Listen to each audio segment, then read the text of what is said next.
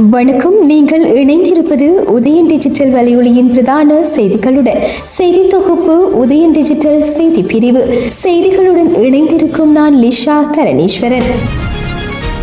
செம்மணி உள்ளிட்ட வடக்கு கிழக்கில் காணப்படும் மனித புதைக்குழிகளுக்கும் நடைபெற்ற இனப்படுகொலைகளுக்கும் சர்வதேச நீதி கோரி யாழ்ப்பாணத்தில் இன்றைய தினம் கையெழுத்து போராட்டம் முன்னெடுக்கப்பட்டது. செம்மணி உள்ளிட்ட வடக்கு கிழக்கில் உள்ள மனித புதைக்குழிகளுக்கும் நடைபெற்ற இனப்படுகொலைகளுக்குமான சர்வதேச நீதி கோரியை கையெழுத்து போராட்டம் மாற்றத்திற்கான இளையோர் குரல் அமைப்பினால் யாழ்ப்பாணம் மருதனார்மடம் பகுதியில் முன்னெடுக்கப்பட்டது. இந்த கையெழுத்து போராட்டத்தில் மாற்றத்திற்கான இளையோர் அமைப்பின் பிரதிநிதிகள், உறுப்பினர்கள், ஜாழ் மருதனார்மடம் வர்த்தகர்கள், சந்தை வியாபாரிகள், பொதுமக்கள் என பலரும் கலந்து கொண்டனர்.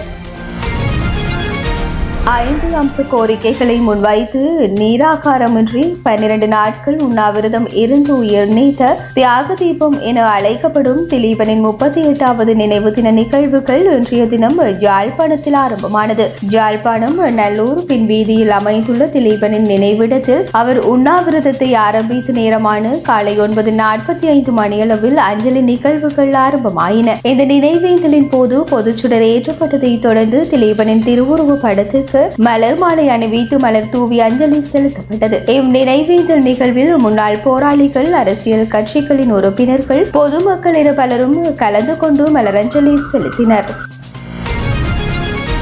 வடமராட்சி கிழக்கு குடத்தனை பகுதியில் உள்ள வீடொன்றை வாழ்முனையில் சுமார் 2 மணித்தியாலங்களுக்கு மேல் சுற்றி வளைத்து வன்முறை குழு ஒன்று மேற்கொண்ட தாக்குதலில் ஒரே குடும்பத்தை சேர்ந்த 3 படுகாயங்களுக்கு உள்ளாக்கினர். நேற்று முன்தினம் இரவு இந்த சம்பவம் நடந்துள்ளது. இந்த சம்பவத்தில் குடத்தனை மேற்கை சேர்ந்த கோவிந்தசாமி உதயகலா, அவரது மகனான கோவிந்தசாமி கபில்ராஜ், உதயகலாவின் மருமகனான கந்தசாமி நிதர்சன் ஆகியோரே படுகாயங்களுக்கு உள்ளான நிலையில் பருத்தித்துறை ஆதார மருத்துவமனையில் சேர்க்கப்பட்டனர். அவர்களில் கபில்ராஜ், நிதர்சன் ஆகிய இருவரும் மேலதிக சிகிச்சைக்காக யாழ்ப்பாணம் போதனா மருத்துவமனைக்கு மாற்றப்பட்டுள்ளனர். படுகாயங்களுக்குள்ளான இருவரும் கடந்த வெள்ளிக்கிழமை இரவு மோட்டார் சைக்கிளில் வீடு திரும்பிக் கொண்டிருந்த போது காரொன்றில் சென்றவர்கள் இவர்களை முந்தி சென்றதுடன் தொடர்ந்து வீதியின் குறுக்கும் மறுக்குமாக காரை செலுத்தி இடையூறான விதத்தில் பயணித்துள்ளனர். ஒரு சந்தர்ப்பத்தில் காரும் மோட்டார் சைக்கிளும் விபத்துக்குள்ளாகின. அதையடுத்து இருதரப்புக்கும் இடையே வாக்குவாதம் ஏற்பட்டுள்ளது என்று கூறப்படுகிறது.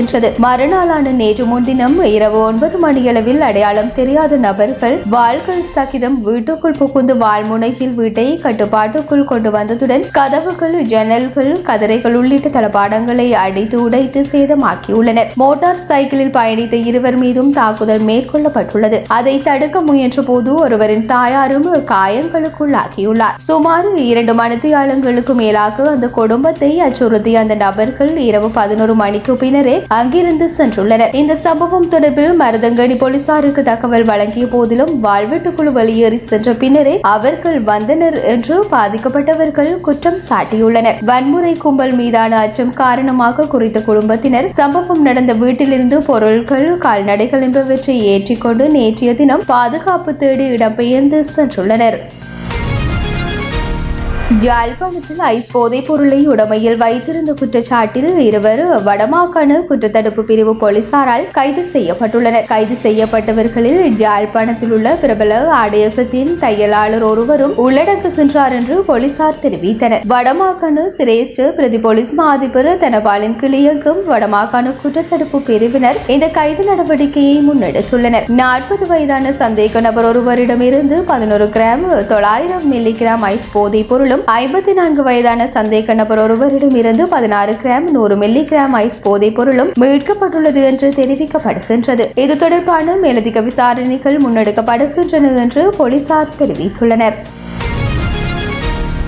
நாடாளுமன்றில் அங்கம் வகிக்கும் அனைத்து தரப்பினர்களும் ஒருமித்த நிலைப்பாட்டிற்கு வந்தால் விரைவில் மாகாண சபை தேர்தலை நடாத்த முடியும் என அரசாங்கம் அறிவித்துள்ளது. இதற்காக நாடாளுமன்றில் அங்கம் வகிக்கும் அனைத்து கட்சிகளுடனும் எதிர்வரும் மாதத்தில் ஆரம்பகட்ட பேச்சுவார்த்தைகளில் ஈடுபட உள்ளதாக மாகாண சபைகள், உள்ளூராட்சி மன்றங்கள் மற்றும் பொது நிர்வாக அமைச்சர் சந்தன அபேரத்ன தெரிவித்துள்ளார். ஊடகம் ஒன்றுக்கு வழங்கிய விசேட செவ்வியில் அவர் இதனை தெரிவித்தார். மாகாண சபை தேர்தலை பழைய தேர்தல் முறையில் நடத்துவதா அல்லது அல்லது புதிய முறையில் நடத்துவதா என்பதே தற்போதுள்ள பிரச்சினை. மாகாண சபை தேர்தலை நடத்துவதற்குரிய நடவடிக்கைகளை மேற்கொண்டு வந்தாலும் தேர்தலை நடாத்தும் திகதியை நிச்சயமாக குறிப்பிட முடியாது என அமைச்சர் சுட்டிக்காட்டியுள்ளார். மாகாண சபை தேர்தல் முறைமையில் காணப்படும் சட்ட சிக்கலுக்கு தீர்வு காணப்பட்டதன் பின்னர் தாமதமில்லாமல் மாகாண சபை தேர்தலை நிச்சயம் நடாத்த முடியும் என அமைச்சர் மேலும் தெரிவித்துள்ளார்.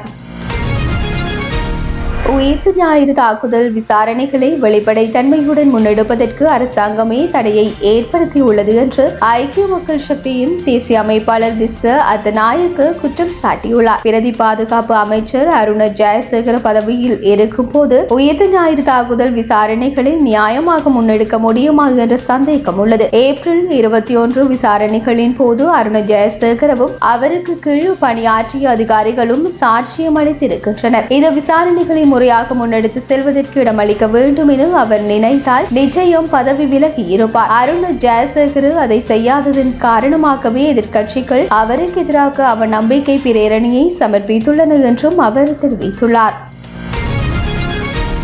எமது நாட்டில் அரசியல் அமைப்பிற்கு அமைய ஜனாதிபதியின் பதவி காலத்துக்கு பிறகு அவர்களின் வாழ்வு பாதுகாக்கப்பட வேண்டும். ஏனெனில் அவர்கள் நாட்டுக்காக முக்கியமான முடிவுகளை எடுத்துள்ளனர் என்று ஐக்கிய தேசிய கட்சியின் தவிசாளர் வஜிர அபேவர்தன தெரிவித்துள்ளார். அவர் மேலும் தெரிவிக்கையில், முன்னாள் ஜனாதிபதி மஹிந்த ராஜபக்ச யுத்தத்தை நிறைவு செய்வதற்கு இறுதியாக தலைமை வகித்து அரசு தலைவர் என்ற ரீதியில் உலகின் சில நாடுகளுக்கு சென்று அவரால் தனித்து நாடு திரும்ப முடியாது. இலங்கையில் அரசியல் கலவரம் வெடித்த போது முன்னாள் ஜனாதிபதி ரணில் விக்ரமசிங்க பிரதமராக பதவி வகித்தார். அவரது வீட்டுக்கும் தீ வைக்கப்பட்ட போதிலும் அவர் பயந்து ஓடவில்லை. மாறாக ஏனையோரது வீடுகள் எரிக்கப்படுவதை தடுப்பதற்கு நடவடிக்கை எடுத்தார். எனவே தேசிய தலைவர்கள் என்ற ரீதியில் அவர்களுக்கு கௌரவம் வழங்கப்பட வேண்டும் என்றார்.